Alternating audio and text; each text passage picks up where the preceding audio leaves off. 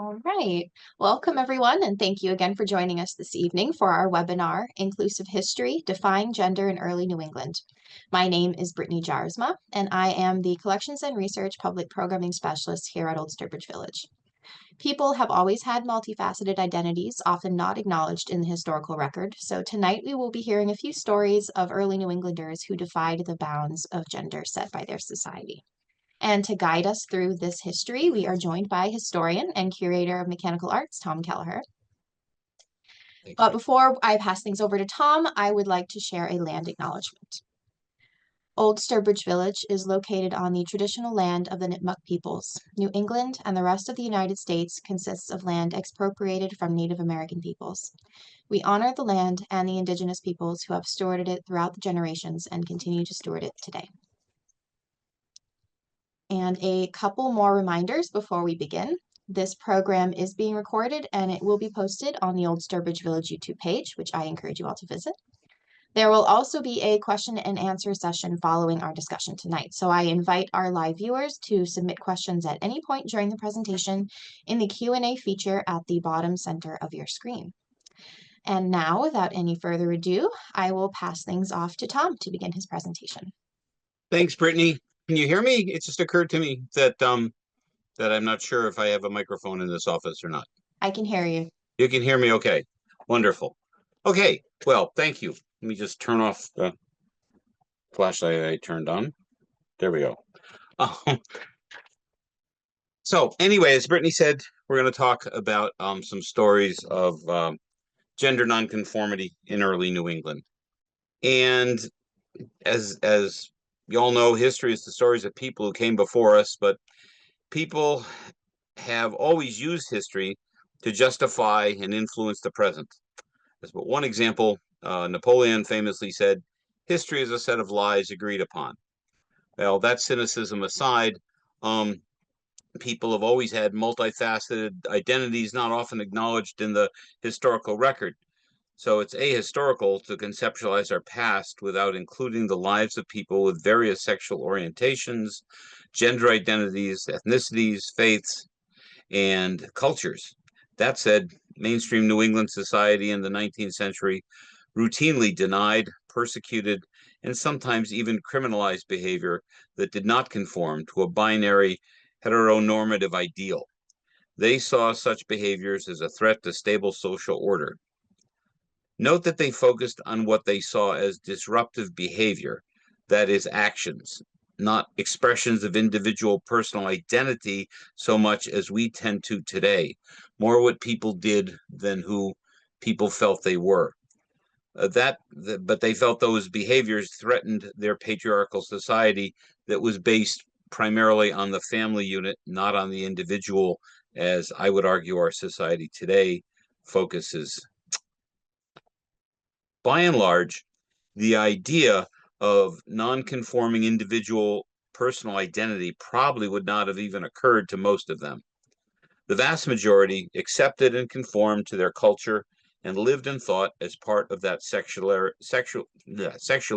binary society. We also need to remember that our world is not theirs and their world is not ours. For that matter, our world is not the world of 10, 20, 30, or 40, 50 years ago.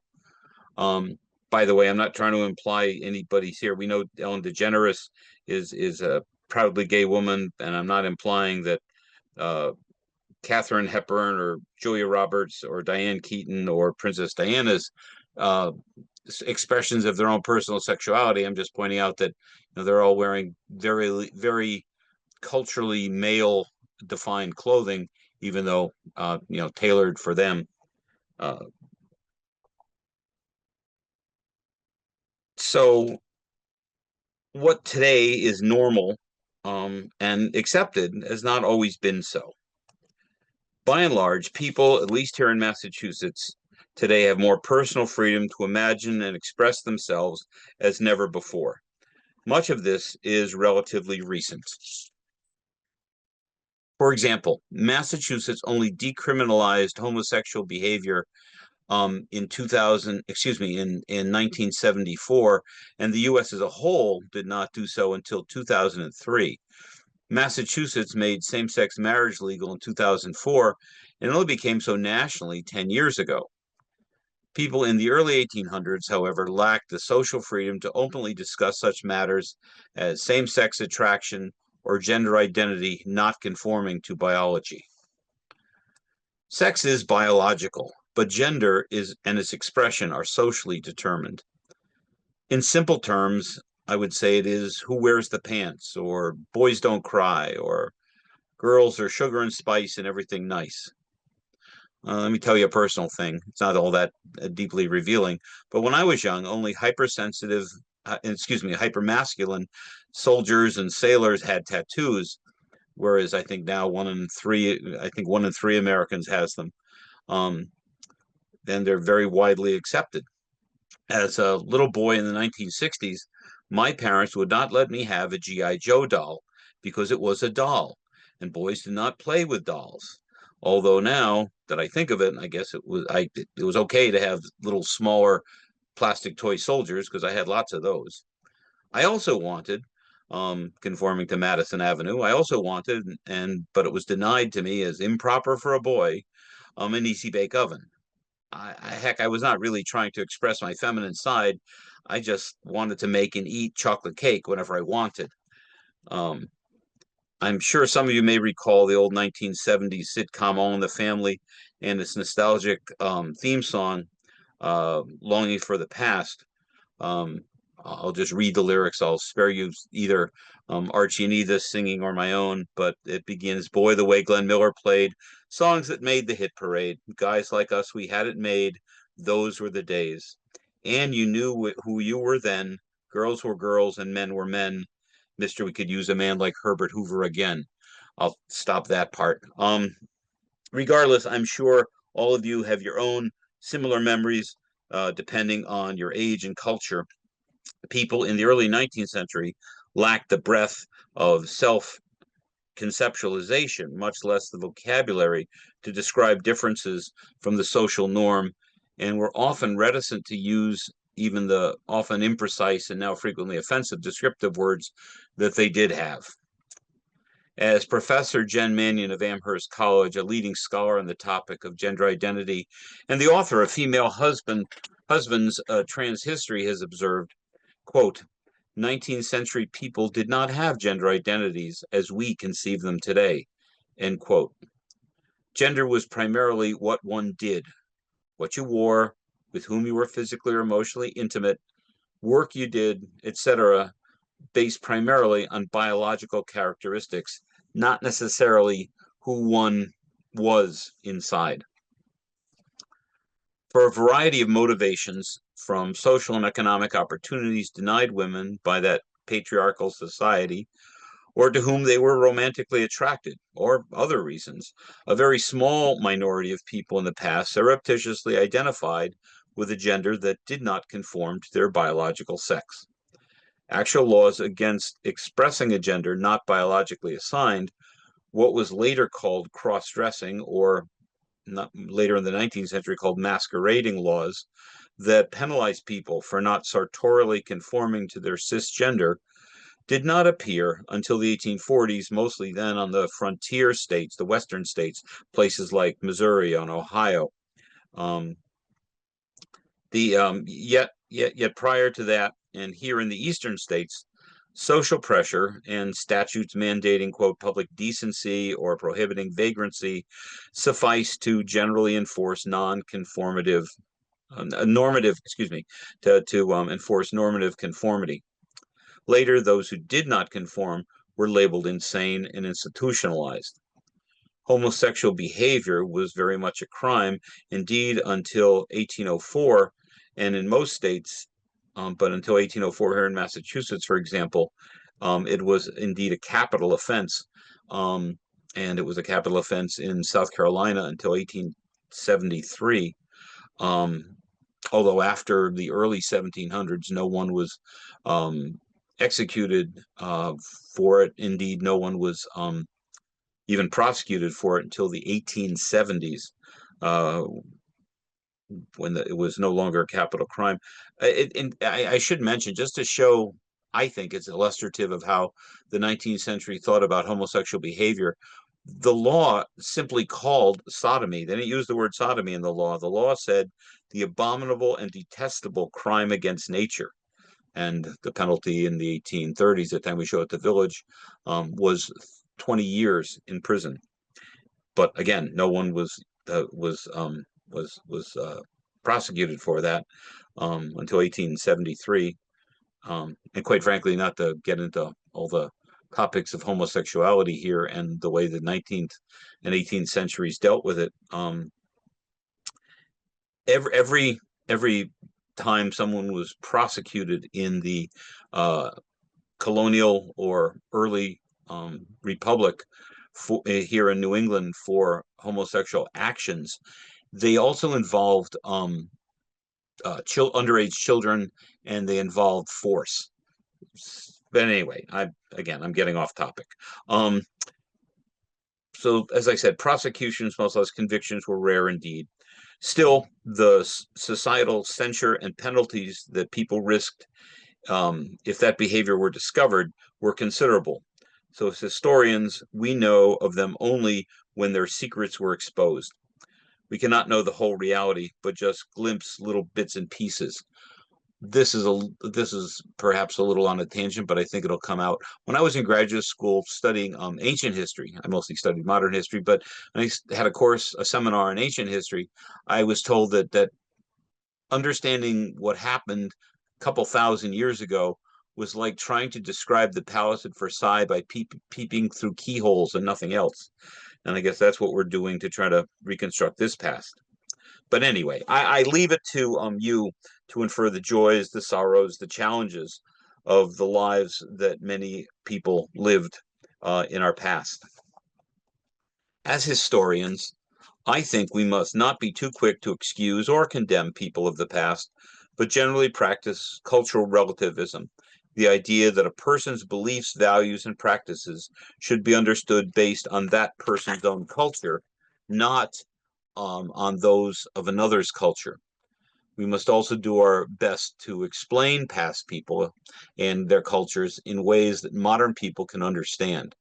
Um, it's not excusing anything or condemning everything, but but understanding the past and the why of the past.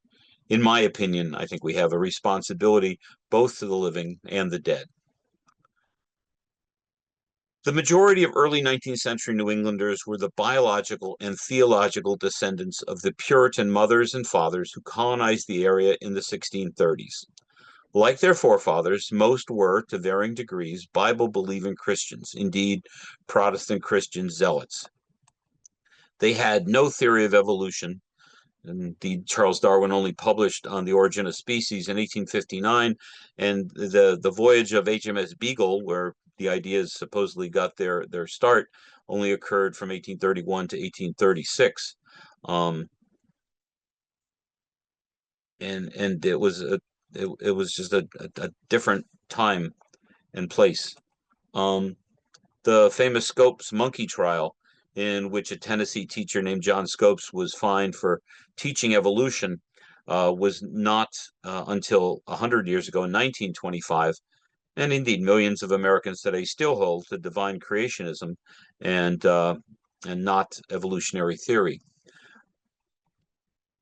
People until fairly recently had no idea about DNA and the X and Y chromosomes that define biologically gender on a microscopic level, or the hormones and their function.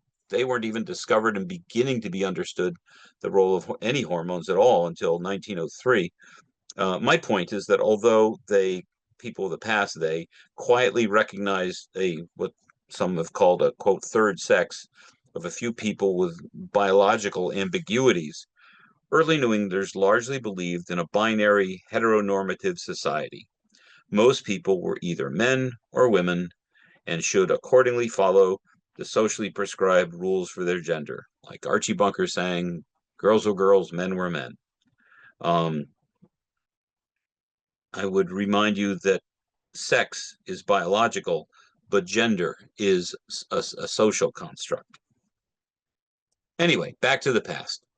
Early New Englanders, from their Bible, they read that, so God created man in his own image. In the image of God created he him, male and female, he created he them. Forgive the, somewhat convoluted King James translation. I'm not going to read all this. This is the Adam and Eve story. I'm sure most of you know it. And if you don't, you can read it while I'm nattering on, or you can Google the Adam and Eve story.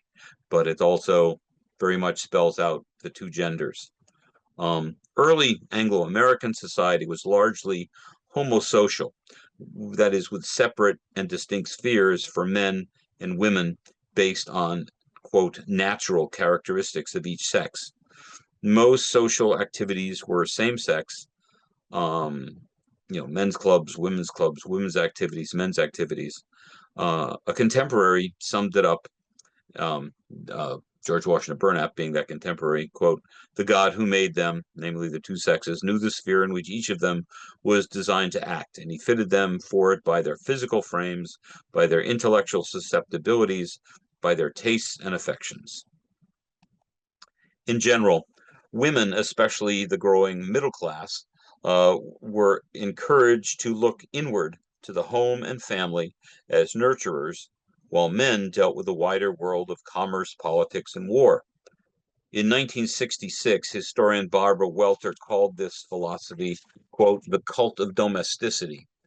While those ideas have changed, the idea of male and female domains remains with us.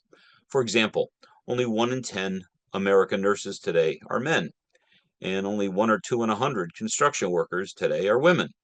Also consider the debate we have today about trans athletes. Despite strong social pressures in the early 19th century to conform to a binary heteronormative identities, some early New Englanders nonetheless crossed traditional gender boundaries for practical reasons. Some biologically female people, no doubt, donned male clothing and assumed male identities to assess the higher level of pay afforded by by society to white men, since in what were thought of as traditionally male occupations. Since keeping one's biological sex a secret in such cases was essential to success, it's very difficult from this distance of time to conclusively identify the vast majority of those individuals who transgender. Occasionally, some 19th century New England women made no such pretense of masculinity, but simply donned male attire and did, quote, men's work out of necessity when they could, especially the poor and women of color. Yet gendered norms were so powerful at that time that those instances were rare enough to be literally remarkable, worthy of remark. It was so unusual. For example, farmer and teamster Asa Sheldon related one such example. Around 1850, he met a young woman in New Hampshire who worked a farm with her parents. In her father's absence, and with no brothers, she donned, quote, hat, frock, and boots, end quote, to do traditionally male farm chores, but dressed in her usual cap, gown, and petticoats while working in the kitchen with her mother or entertaining guests at the piano, as a young lady of the time was expected to do. With others, it was a matter of true personal identity, even if they probably did not conceive of gender identities in the way we do today. Even in the more open and enlightened New England of the 21st century, we often do not recognize many things about our acquaintances, friends, co-workers, family members, or perhaps even fully the person we see daily in the mirror. Peering through hazy curtained or even intentionally hidden windows into the past, hoping to understand better the personal identities of people who died centuries ago, is a significant challenge for social historians. It is, however, a challenge I feel we must pursue if we hope to understand both their world and ours. Trade work in the past, for example, was largely gendered. For example, people expected blacksmiths to be men.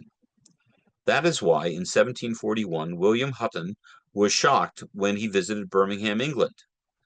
Quote, When I first approached her, Birmingham, from Walsall in 1841, I was surprised at the number of blacksmith shops upon the road, and could not conceive how a country, though populous, could support so many people of the same occupation.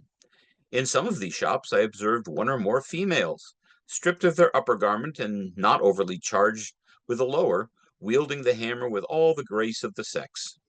The beauties of their face were rather eclipsed by the smut of the anvil, or in poetical phrase, the tincture of the forge had taken possession of those lips which might have been taken by the kiss.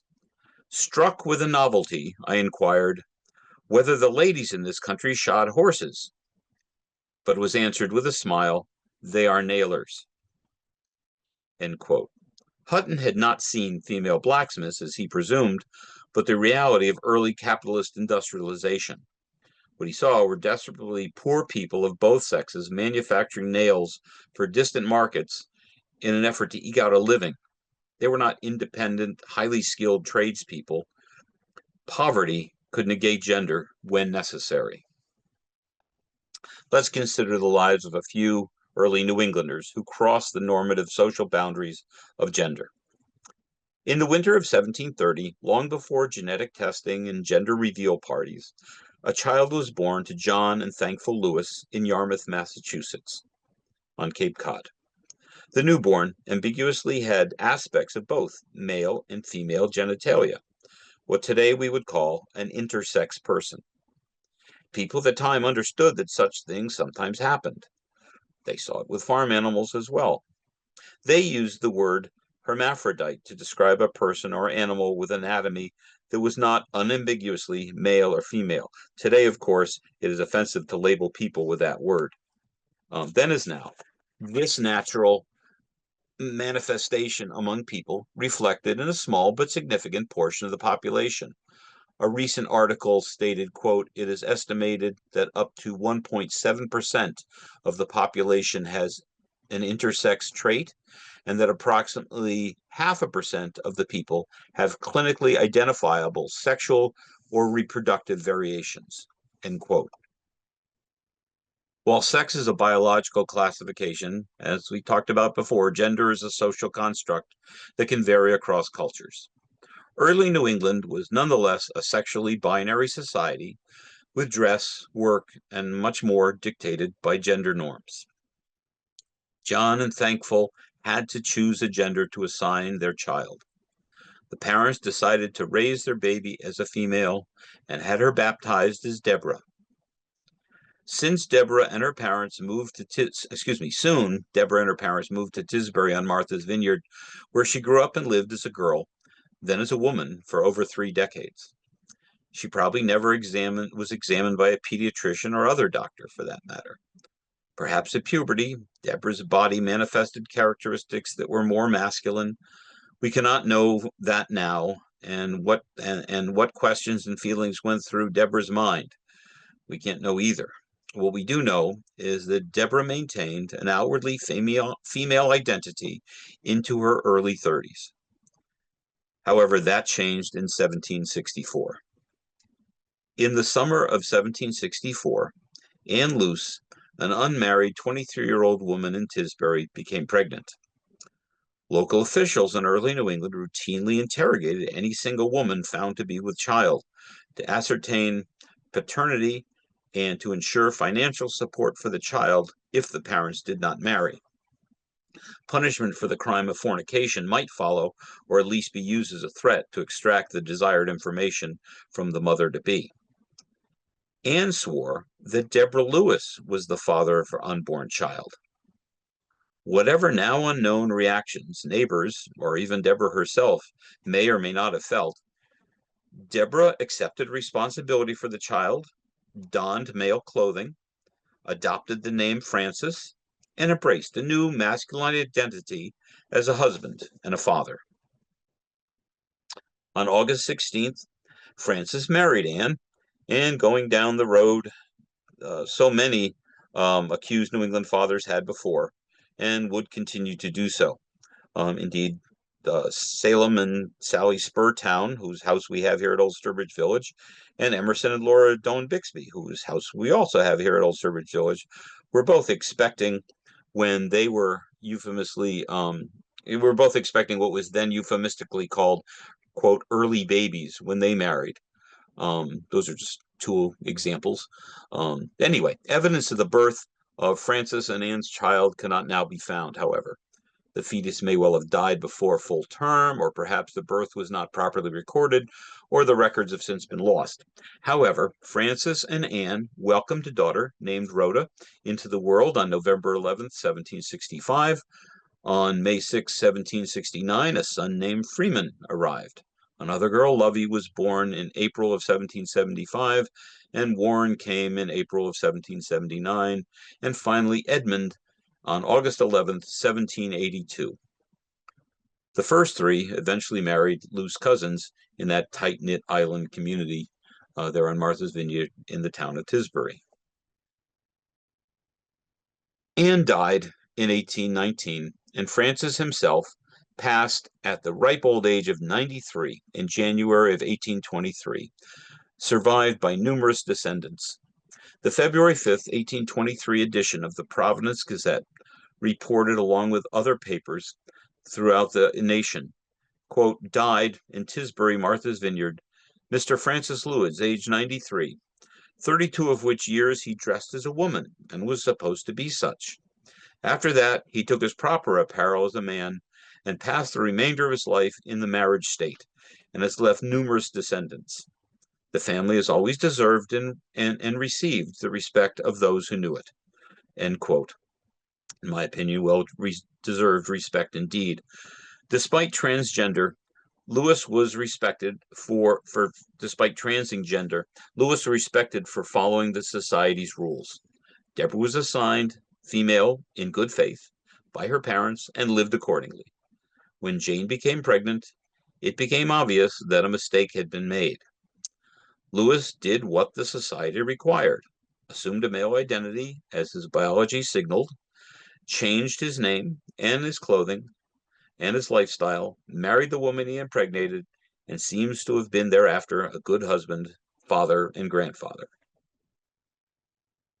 Lewis changed gender identity, but seems to have otherwise conformed to contemporary gender norms and thus earned social acceptance. An early New Englander who publicly defied binary social norms was born Jemima Wilkinson on November 29, 1752, in Cumberland, Rhode Island.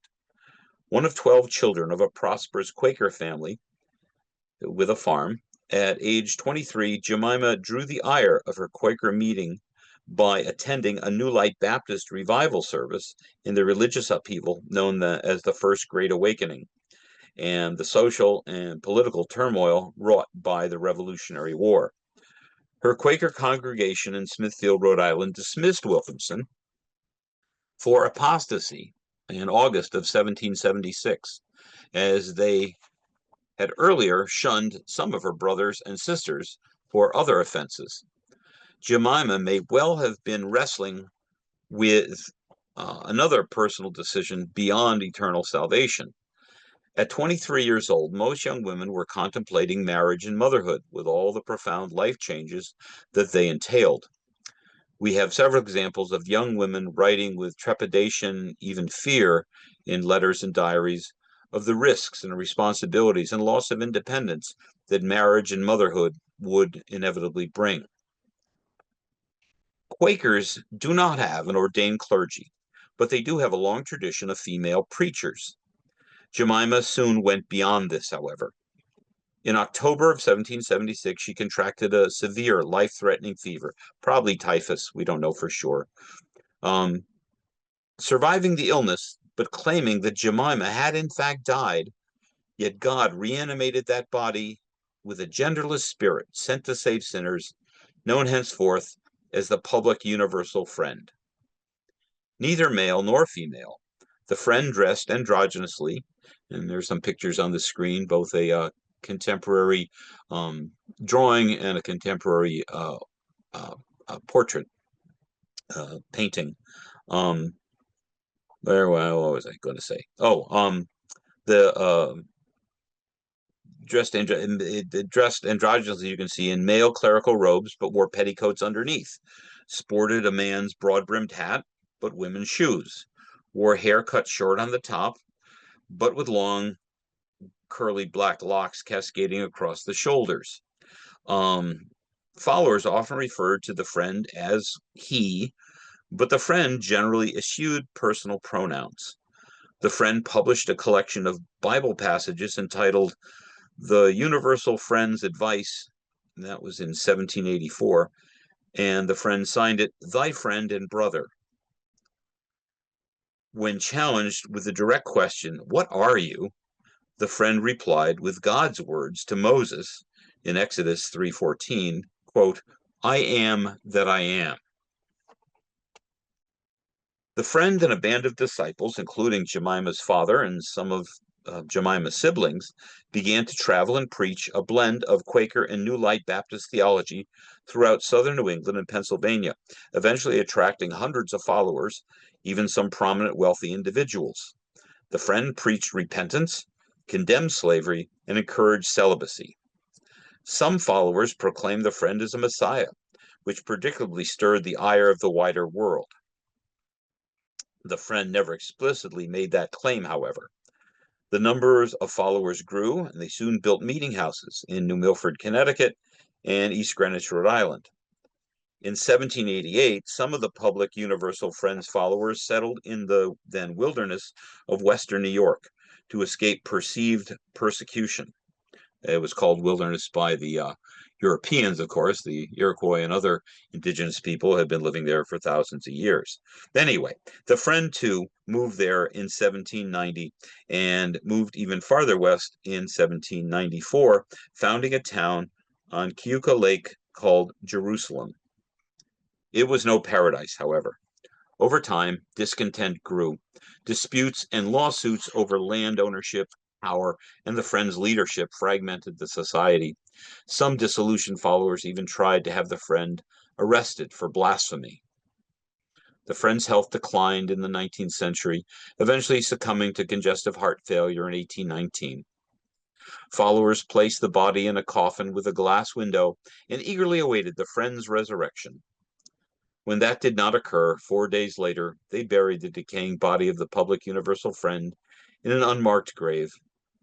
With their leader gone, squabbling and a lack of children due to the practice of celibacy took their toll on that sect, and the sect died out by the middle of the 1800s. Yet the Friends' followers had accepted their leader's ambiguous sexuality because it was not a matter of personal choice or preference, but the will and workings of God. Again, that's what the believers and the public Universal Friend felt. A third famous gender fluid Yankee to consider here is direct Mayflower descendant Deborah Sampson Gannett, 1760 to 1827. One of 7 children born to Jonathan and Deborah Bradford Sampson in Plimpton, Massachusetts. Her father abandoned the family when she was 5. Young Deborah was then bounced from one family member's home to another. At age 10, she was bound out as an indentured servant to a prosperous Middleborough farmer. When her indenture ended at the age of 18, Sampson supported herself as a teacher in the summer and a weaver in the winter, receiving room and board as partial payment for both jobs. She also made and peddled baskets, pie crimpers, spools, milking stools, and other wood implements in an effort to support herself. But it was definitely a very hand-to-mouth existence for young Deborah, thrown on the world on her own. Above average height, of plain features, and stoutly built, Deborah donned male clothing and in 1782 enlisted in the Army under the name of Timothy Thayer. Thayer collected a cash bonus for enlisting, but failed to report for duty. Sampson was well known in Middleborough, however, and the ruse was soon discovered. Local officials expelled Deborah from the church and demanded return of the bonus, less what, of course, she had already spent. Sampson soon signed up again in Uxbridge, however, successfully this time under the name Robert Shercliffe. Her later claims of a patriotic motivation were no doubt true, as Robert Shercliffe did not desert, did not take the money and run, as Timothy Thayer had. He became a soldier and was assigned to the elite light infantry company of the 4th Massachusetts Regiment. Private Shercliffe saw combat in New York State and was severely wounded, receiving a sword gash on the forehead and 2 bullets in the left thigh. To avoid detection of her sex without anesthesia, the brave soldier dug out one lead ball, but the other was too deep and remained in her leg for life. 17 months into her service, Sampson contracted a fever, however, and the attending doctor discovered her biological sex. He moved her to his own home to be cared for by his wife and daughters. Once recovered, the doctor sent Private Shercliffe back to his commanding officer with a letter that revealed the soldier's cisgender. In the fall of 1783, with the war finally over, the Army honorably discharged Private Shercliffe, who had served bravely and been severely wounded. Deborah Sampson returned to Massachusetts and again lived as a woman. 18 months later, she married Benjamin Gannett from Sharon, Massachusetts. They had 3 children, Earl, Mary, and Patience, and adopted an orphan girl named Susanna. Their farm was small, however, and the land exhausted. The Gannett family struggled to make ends meet. In 1792, Deborah successfully petitioned the Massachusetts legislature for her back pay as a soldier, withheld because of her sex. She received the requested 34 pounds with interest as the person who had marched and bled for her country. The Gannetts continued to struggle financially, however. In 1797, Deborah had an embellished biography published, hoping to raise some money with her remarkable story. 5 years later, she began to give public lectures, charging admission. Deborah appeared on stage in the cap, gown, and petticoats expected of a wife and mother in her 40s. She began by waxing eloquently on the virtues of women's traditional gender role, saying what people expected and wanted to hear.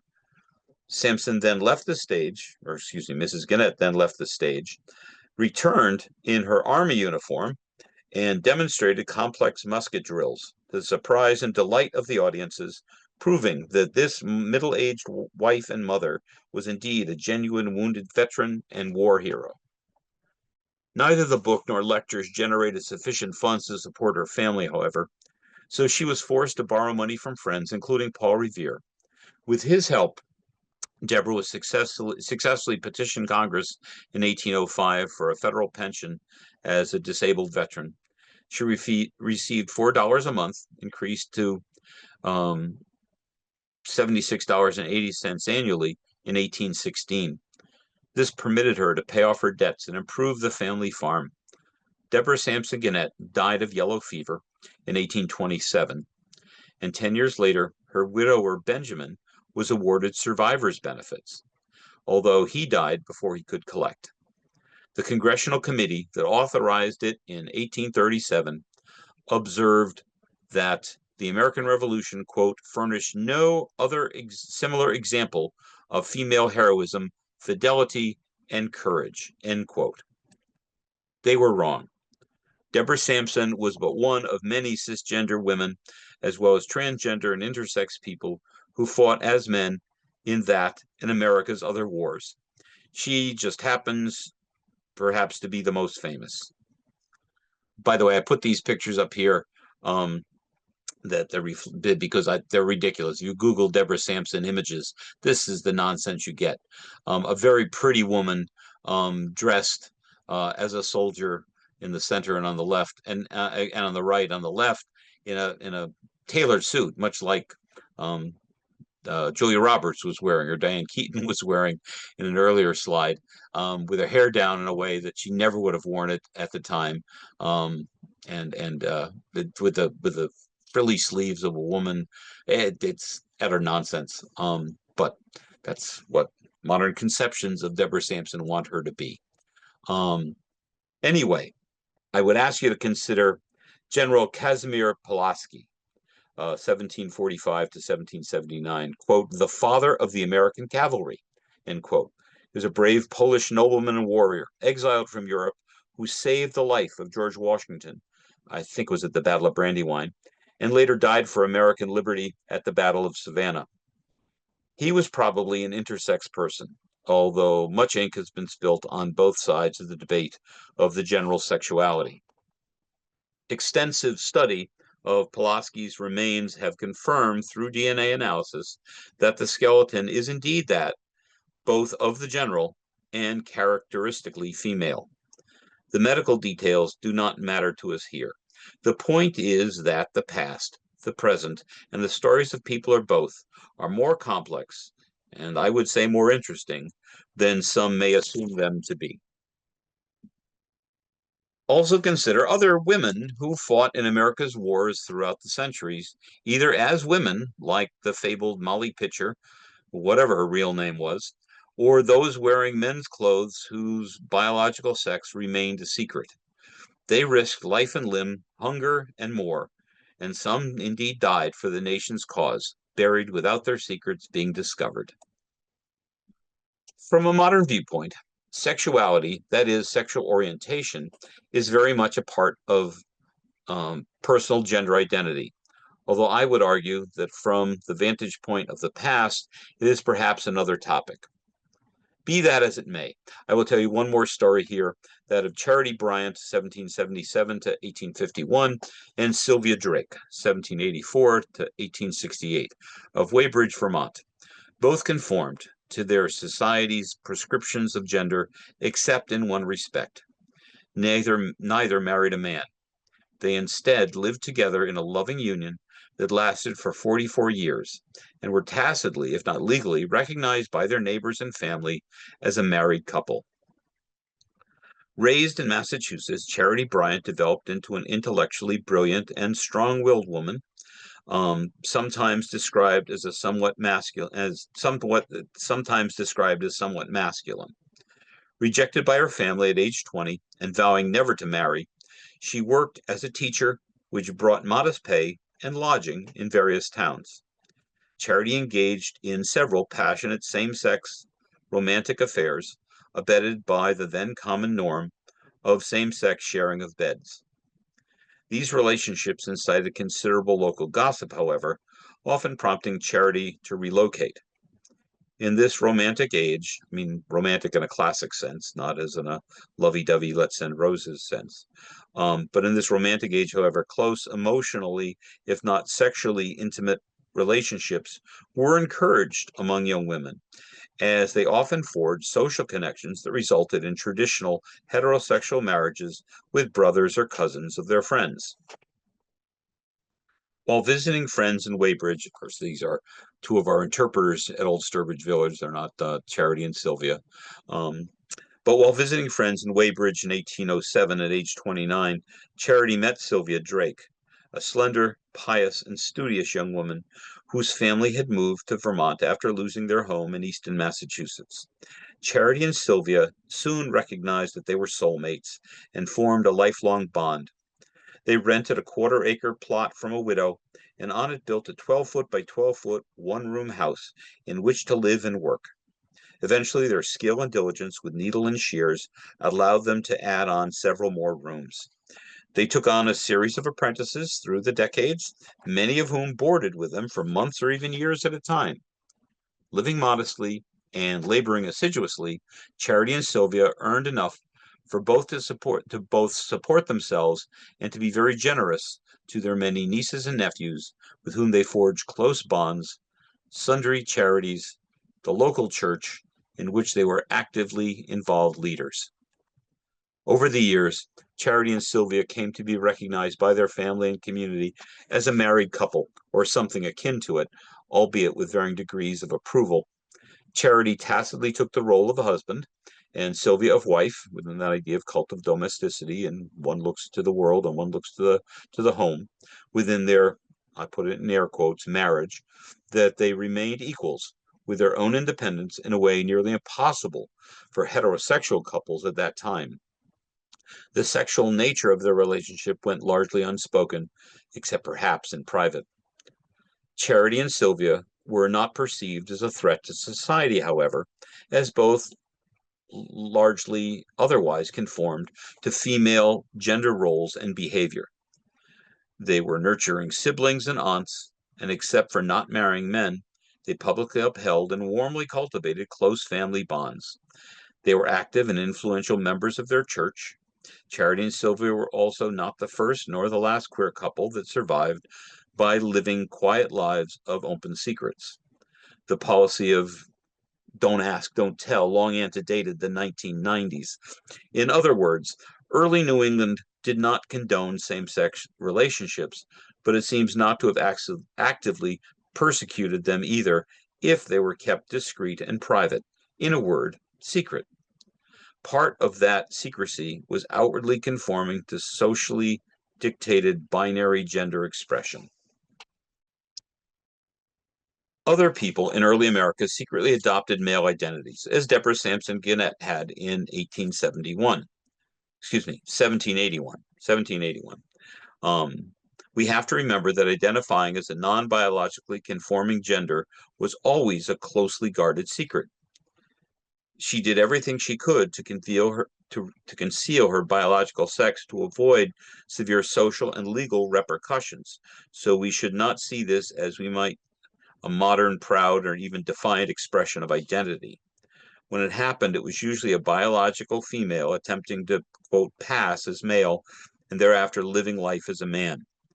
There were fewer incentives for a biological male to live as a woman in that patriarchal society. Why would someone risk attempting this?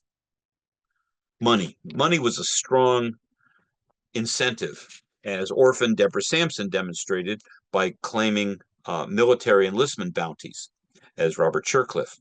Men had much greater earning potential, white men especially had much greater earning potential than women, and could work in a wide range of occupations. It seems that most women who secretly assumed male gender were from the lower working class.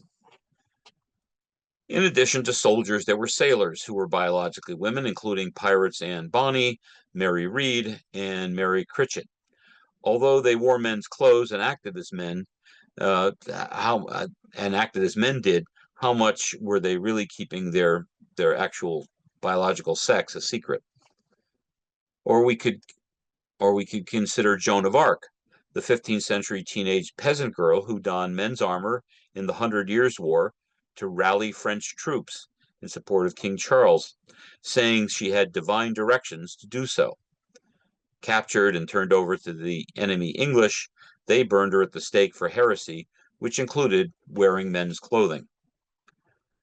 Social freedom, including being politically active, was another attraction of male identity. Men could openly drink, openly smoke, carouse, travel, vote, and generally had greater social freedom and prestige than women. Relatively high voices and lack of facial hair sometimes led people to questioning one's masculinity, often forcing the person to exaggerate, quote, masculine traits like foul language, tobacco use, heavy drinking, and the like to defend against being called a, quote, Molly, that is, an effeminate or homosexual man. Sexual attraction to women is another factor to consider. A woman passing as a man could have an acceptable sexual access to women. To prevent possible exposure, and probably because of real affection, such people legally married and became de facto, quote, female husbands. This label was one applied by others when discovered and never used by transgender people themselves at the time. One example is George Wilson, who was arrested in 1836 for being drunk in the Lower East Side of New York City. The police discovered that despite the police discovered that despite the clothing that Wilson wore, George was biologically female. Wilson thus told the police that their masculine gender expression was a temporary disguise for safety and ease of travel while they pursued the man they loved who had abandoned them. This socially plausible and sympathetic excuse that emphasized heterosexual romance and downplayed gender nonconformity fell apart, however, when Wilson's legal wife of 15 years, Elizabeth, appeared at the police station looking for her husband. Despite derision and embarrassment, George and Elizabeth were released without any criminal penalty. Dr. Jen Mannion, who I mentioned earlier, found other examples of, quote, female husbands in Great Britain and other parts of the United States, but their extensive research failed to discover any in New England. Their book, Female Husbands, A Transgender History, Cambridge University Press, 2020, is well worth reading, in my opinion. Later in the 19th century, New England was known for its tacit toleration of, quote, Boston marriages, in which two, usually middle or upper class women, formed a lifelong cohabitating union, albeit without the benefits of legal marriage that was generally accepted by society, even if with an occasional word of quiet suspicion or derision. Affection for a particular man was a strong motivation for some women to don male clothing and go to war alongside her husband. Others served for patriotic reasons or a sense of adventure. Historian Elizabeth Leonard estimates that between 500 and 1,000 women fought as men in the American Civil War, for example. Another reason for a woman to assume a male identity was to escape slavery, as Ellen Craft, 1826 to 1891, successfully did in 1848. An enslaved woman with a fair complexion, she pretended to be a white man traveling north from Georgia with her enslaved servant.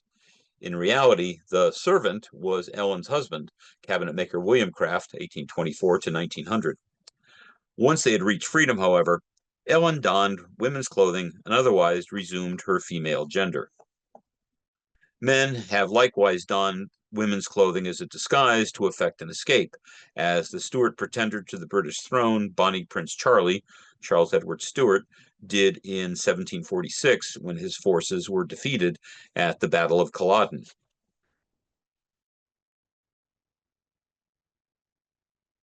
Both Abraham Lincoln in 1861 and Jefferson Davis, the Confederate president in 1865, were derisively and ultimately falsely accused of disguising themselves as women to escape harm or capture. To accuse a man of wearing women's clothing was a political slur used against other politicians as well. This charge was falsely leveled against Edward Hyde, also known as Lord Cornbury, for example, the unpopular colonial governor of New York and New Jersey in the early 1700s. Another man who wore women's clothing was Dr. William Smellie, 1697 to 1763. Known as, quote, the male midwife, this progressive obstetrician who pioneered the use of obstetrical forceps in delivery is said to have donned women's clothing when attending birth so as not to alarm women in labor, since at that time the norm was for female midwives, relatives, and neighbors to facilitate births, not male doctors. Dr. Smellie wore women's clothing as a practical expedient, however, and was not an expression of his personal identity. How much did he do this, and how much did he do it for the sake of, and how much that's been reported for the sake of ridiculing him, it's something to consider. Finally, when considering gender expression, we must consider the theater. From the ancient Greeks to modern drag shows, having a character disguise themselves as the opposite gender has been a common trope. Shakespeare is a well-known practitioner of this device, which he used extensively in his many so-called, quote, transvestite comedies, including Twelfth Night and Merchant of Venice, among others. And Elizabethan theater also barred women from the stage, and so boys routinely played women's parts. So it was the norm to have males pretending to be females, pretending to be males. I'm all confused. But was the bard using a double comic trope when he did this? I'll spare you reciting Portia's speech from The Merchant of Venice. They made me memorize it as a freshman in high school. So that's why I use this slide and not another. Anyway, in summary, past societies were complex and nuanced as our own and included people as diverse as those of today, even if they often lacked the freedom to express it or even the freedom of thought to fully conceive and understand their feelings. Many of those lives were, however, lived in secret, as the understanding and right of self-expression as we in the United States, especially here in New England, enjoy today is of relatively recent vintage. Today, we who work at museums increasingly talk about our expanding understanding of people of the past. Of course, we're also living in the 21st century, abiding by the norms, sensibilities, and laws of today. And so at a lot of living history museums, you'll see women in either women's clothing or men's clothing doing what, as I mentioned earlier, people in the past often thought of as that's men's work, unless you're poor or you're black. Work in living history museums because we are 21st century employers after all. Anyway, we continue today to research and consider what we think we, quote, know about the past. For example, Old Sturbridge Village staff did extensive research into the lives, work, and the home of Emerson and Laura Bixby and their family before moving that house here in the 1980s. Part of their story, the Bixby stories, is actually told in our new exhibit, Hands and Hearts, Courtship and Marriage in 19th Century New England. Yet there is so much we don't know. In the relative privacy of Bixby's rural blacksmith shop in the 1800s, did his wife or daughters ever lend a hand when needed? Or if so, how often and how much? I close with one of the guiding principles of Old Sturbridge Village, adopted in 2023. We adopted these to clearly state the institution's beliefs as an international site of conscience, and also to empower our staff to know that the museum, quote, had their backs, end quote, when frankly discussing potentially divisive but important historical realities, including things like slavery, indigenous rights, that we view the past through the lens of the present, and that personal identities are real and important. This guiding principle is, quote, we accept and respect each person's full humanity, including gender, religion, race, ethnicity, ability, sexuality, age, and place of origin. People have always had multifaceted identities that are not always acknowledged in the historical record. This principle affirms our respect for each person's identity. And I thank you for joining us tonight. I know I've nattered on in a long time, but I'm sure Brittany will see if anybody has some questions or comments. Hopefully, not too many complaints. No complaints. Oh, good. Thank you so much, Tom, for sharing those Oh, stories. History and people are so much more complex than we sometimes realize, and it's great to hear those stories. So now we have some time for some questions. If anyone has any questions, feel free to leave them in the Q&A section at the bottom of your screen. I do have one to start us off. oh, good. Where do researchers or historians see the most evidence of LGBTQ plus people in the past? Um, let's see. In the criminal record, Yeah. sadly, in the criminal record, especially for sexual orientation, but also sexual identity. It's in the criminal records that those things, those secrets, come to life when private behavior becomes public. Mm. You know, like even the at the time heterosexual behavior outside of marriage. You know, the penalties for the criminal penalties for fornication, for adultery. Um, but yeah, any kind of what was seen at the time as sexually abhorrent behavior was usually, we usually find out about the criminal record. And there's hints in various writings. I wrote a paper about sexual orientation in the past in New England for staff, and half of it is just literary quotes and a few private, but mostly published stuff. And I asked the reader, what did they mean by that? Mm. So yeah, but there's hints, but when you get more definite stuff, it's in the criminal record, sadly. Thank you. Another question we have is, are there any other examples of relationships like Charity and Sylvia in New England that you know about? Um, I don't know about them that early. Again, there's a lot of speculation that goes on here and there, but it behooves most people to keep these things very secret, especially between men. Um, Society, I think, today as well as in the past, fears male homosexual behavior more than female homosexual behavior. Mhm. My personal theory behind that is that it makes men feel sexually vulnerable. In As a male, I don't know, but I believe most of the time females, to one extent or another, are sexually vulnerable, and homosexuality makes even heterosexual guys feel threatened, vulnerable. Yeah, that That's makes just one sense. theory. Anyway, Awesome. Another question we have is, do we know at all how women who disguised themselves as men for any reason hid and disguised their periods? That is a good question. that's a good question. No, I don't. But I mean,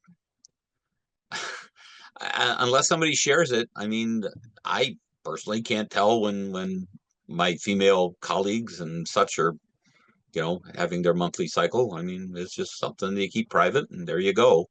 I I mean, think even like the history of periods in general, there's not a lot of information out there. It's something that was more private yeah, than you're anything. absolutely right, Brittany. Yeah, it's something that is a little more private. Yep. But that's a great question, though. Mm-hmm. I mean, Is there? the larger one is just, um, answering the call of nature. Yeah. I mean, the women and you got to urinate. Men are semi-public about it, especially in the Mhm. past, especially in some settings. But I guess biologically female sailor or soldier or whatever would have to feign defecation a lot more often. Just It would make things a lot more yeah, complicated. yeah, Yeah. exactly, Mm-hmm. exactly. All right. That seems to be all the questions we have. I'll give it a minute or so if anyone has a last minute question to add. Otherwise, this presentation was wonderful, Tom. Thank you so Oh, much for thank you. sharing. Yeah, thank you. I do love hearing about Cherry and Sylvia. They're one of my Oh, favorites. it's an amazing story. It's an amazing story. I didn't do the research. There's a wonderful book by what's her name, Jane Cleaves, I believe, called Yes. Charity and Sylvia. I've got it on the Rachel bookcase Cleves. behind me, but I'm not going to stand up and dig for it. But it's a wonderful, wonderful book, It and is. Highly and recommended. others have seen their surviving letters and other information. But anyway, that book published what 15 years ago, I think, something like that. Yeah, it's been a while, which I is think it was surprising. published around 2010. Yeah, Yeah, if I think memory you're right. serves, give or take. But anyway, um, With that, I encourage everyone who hasn't gone yet to come to our new exhibit, Hands and Hearts, which is in the visitor center. We do talk about Charity Celia and, as Tom mentioned, the Bixbys and a few other couples as well. All right, it seems we are done for the evening. No more questions. So if you did not catch the entire program or you would like to share it, a recording of the webinar will be sent to our members in the following week, and it will also be uploaded to the Old Sturbridge Village YouTube page. Again, thank you so much, Tom, for your presentation, and thank you I all for joining can us. I just squeeze in a quick disclaimer, Yep, Brittany, while we're sure. still recording? I tried very hard to I gave a lot of thought to pronouns I used. I tried to use people's pronouns as they would. A lot Mhm. of historians assign pronouns to dead people that didn't use them. When Deborah Sampson identified as a female, I used, you notice, for example, female pronouns. Robert Shercliffe got male pronouns. Um, Same thing with Deborah Lewis and Francis Lewis. So I tried. But I if think I it's know very someone, if I difficult. know someone's pronouns, I try to use them. Yeah, I think it's also very difficult to assume what they were using as well at the time. Oh well, they were using he and she. Yeah, I mean, yes, people in English have used they for to mean a lot of things other than that. And whether you want to argue that up until a few decades ago it was just bad grammar, let people be people. Let people be who they want to be. I Leave it at agree. that. Sorry, off the No, you're soapbox. fine. Actually, while you were talking, we got one more question. Oh, good. So actually, we talked about a couple, but what are some other book recommendations on this that you know about? Um, um, A Queer History of the United States is another good one. It's less about this gender identity, but from a modern viewpoint, I think it's the same topic. As I said, I think if you look at it from the perspective of 2, 3, 400 years ago, they're different topics, but in my opinion, but from a modern viewpoint, I think it's part of the same thing. Again, the whole alphabet of LGBTQ plus. I'll leave the plus and not do more letters, but No disrespect intended. But yeah, A Queer History of the United States. Jablonski, I think is the author. I'm terrible. I've long said the reason I'm not in academia is in academia have to know, the name of the book and who published it and when. And it had a green cover. It doesn't have a green cover, by the way. Charity and Sylvia had a light green cover, but at least a dust jacket. Charity and Sylvia, highly recommend. You also mentioned Female Oh, Husbands. Female Husbands. I Yep. mentioned that certainly. Jen Mannion's wonderful Female Husbands. Yeah, there's other ones that are just out that I haven't read yet. I've heard about them, but hmm There's um, quite a few out there. Yeah, if you just yeah, Google search, I'm sure there's you'll it's find, it's a real growing field of scholarship. But which is wonderful. yeah, if you're gonna read one, Queer History of the United States. Awesome. Well, thank you again, Tom, and thank you everyone for joining us tonight. I hope you have a great evening. Thanks.